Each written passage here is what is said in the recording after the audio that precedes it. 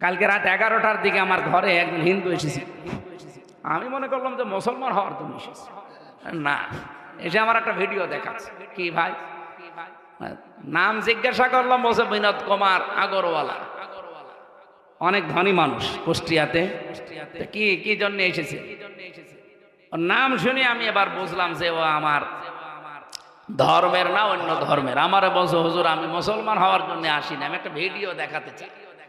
সেদিন যে হিন্দু বৌদ্ধ খ্রিস্টান এদের সাথে একটা আলোচনা ছিল, সেখানে বলেছিলাম যে ইসলাম যদি দেশে আসে তাহলে আমরা যেভাবে নিরাপত্তায় আছি, নিরাপদে আছি, ওনারা অনেকগুলো কথা আমাকে শোনালো যে আমরা এই এই এই এই ঝামেলায় আছে এই 15 বছরে সংখ্যালঘু হওয়ার কারণে।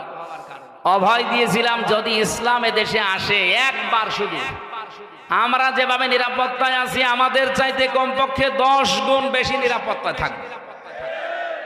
আমির জামাত ঘোষণা দেয়নি দেশে